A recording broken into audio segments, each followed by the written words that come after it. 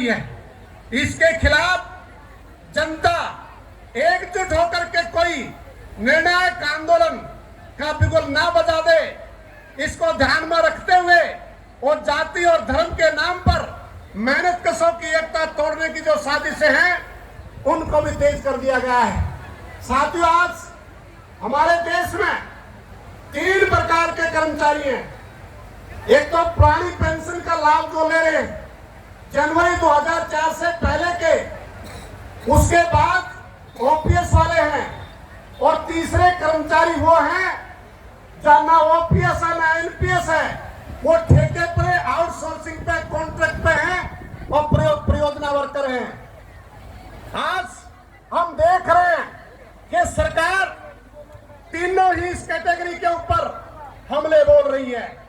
पुरानी पेंशन वाले साथी ये ना समझे कि आपकी पेंशन बरकरार है, क्योंकि जो इनके सो कॉल्ड अर्थशास्त्री हैं वो ये दलील दे रहे हैं कि निश्चित तौर से ये पेंशन हम कब तक दे सकते हैं। पिछले दिनों महंगाई भत्ते का आंकड़ा, एक सरकार जब महंगाई भत्ते की किस्त थी तो उसमें एक आंकड़ा प्रस्तुत किया। उसमें कहा कि केंद्र सरकार के 42 लाख कर्मचारी और 62 लाख पेंशनर, उनको लाभ दिया जाएगा। आप ये समझ लीजिए कि जो 42 लाख कर्मचारी हैं उनकी संख्या लगातार कम होगी और ये जो पेंशनर है उसकी बढ़ेगी।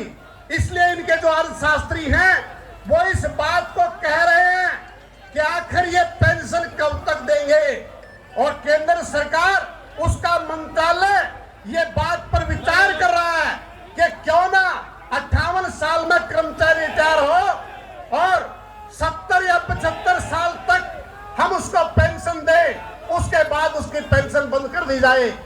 लिव इन कैशमेंट 300 दिन की छुट्टी के पैसे मिलते हैं।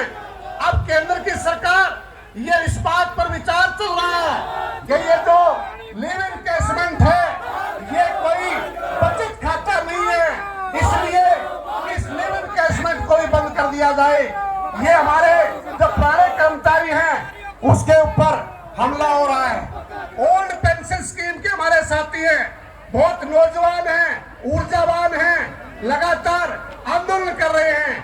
हम ये कहना चाहते हैं कि जो ओल्ड पेंशन स्कीम से एनपीएस लागू की, सर्व कर्मचारी संघ Haryana, all India state government employees federation, school teacher of federation लगातार लड़ी, और उस लड़ाई के दम पे हम ये बताना चाहते हैं कि हम पुरानी पेंशन बहाल नहीं करा पाए, लेकिन कई संशोधन हुए हैं।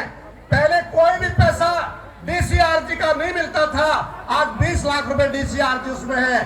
पहले जो पैसा कटता था उसको वापस नहीं लेते थे, लेकिन आज 4-5 पर्पज में कुछ उद्देश्यों के साथ उसको वापस लिया जा सकता है।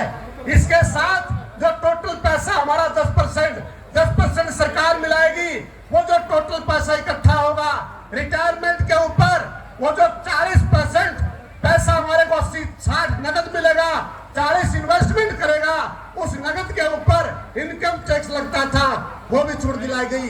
एक और अमेंडमेंट इसमें निश्चित तौर से हुई कि अगर कोई एनपीएस का कर्मचारी एक्सीडेंट में डेथ हो जाती है तो एनपीएस में जो पैसा उसका है वो पैसे को वापस दे दीजिए और पुरानी पेंशन स्कीम उसकी विधवा को मिलेगी।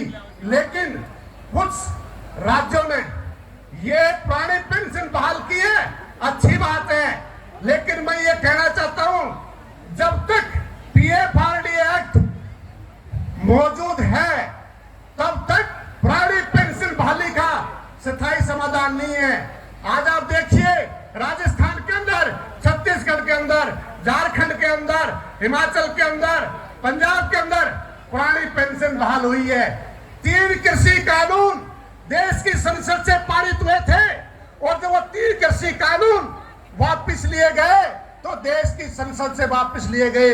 इसलिए राज्य सरकारों पर दबाव बनाने की जरूरत तो है, लेकिन इसके साथ साथ केंद्र सरकार जो संसद में पीएफआरडी एक्ट रद्द हो, पुरानी पेंशन बहाल हो, इसके लिए दबाव बनाने की आवश्यकता है। हम ये बात एक और जोड़ना चाहते हैं, बहुत सारे साथी इस प्रदेश में ये कहते मिल जाएंगे कि आप तो 7-8 ले रखा है। एक ही मांग, एक ही नारा, ओल्ड पेंशन की बात करो और कोई पेंशन की बात ना करो।